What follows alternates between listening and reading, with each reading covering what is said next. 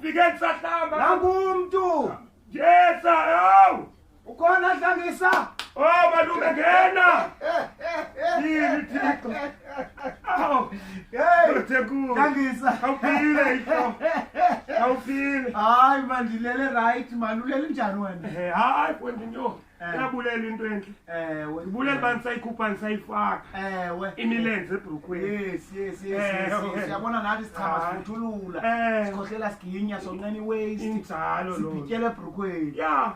Dlangisa mani mnganam andihlelanga ewe man ndiklini yadi pha kum cha ndiyathi ndiyawukhangela umhlakulo andiyazi uba umtshana wawuthini umhlakulo wam kandiboleka umhlakulo man andiboleka umhlakulo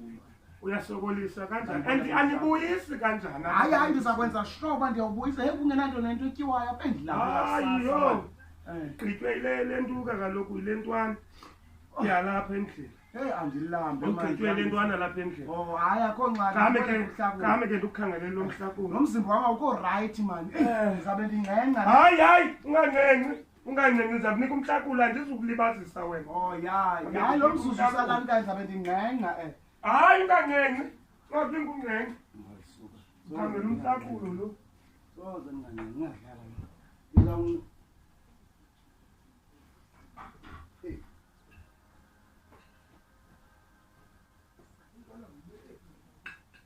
hayi khona umhlakulo ukhululeka kama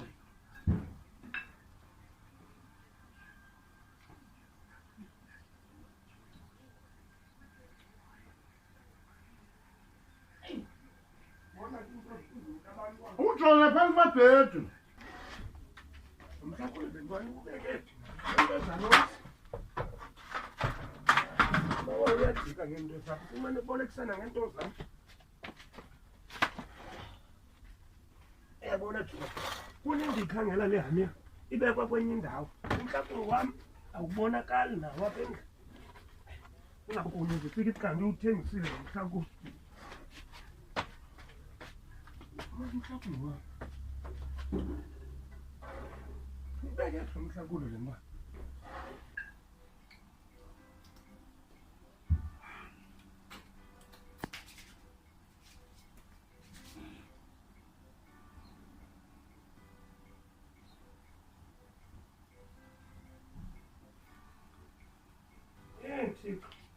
yabona izinto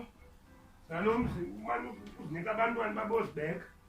ngehla kanjani le ntwana ibolekise ngayo andiwufumani lo mhlakulo mani malume hayi Dlangisa mhlobo wam hayi ndikuthembile indoda enenyani wena ewe mani ndiyazi wena uba into uthi awunayo andinayo hayi phela kwento ufana nokutya ngeke undivimba ukutya unako asoze uyayazi hayi awungeke undivimba ukutya unako sisono eso andinawuze ndiyenze nantso-ke ndiyakwazi ngeke undivimba ukutya unako ndiyayiqonda nomhlakulo awunawo andinawo umhlakulo yo yavuta ndithi andinawo andiboni apendlini mandlulele kumzongentla okay ke Dlangisa Kabe ndiphuke manje. Okay mntaka. Abantu bakuphazamisa kwakhe. Bona ngoku umuntu uza ndizawutya yini thixo azivimbe ezizwayo emakwazo. Hayi.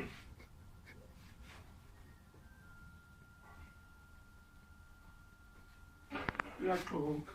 Yapha kwakhe ngoku.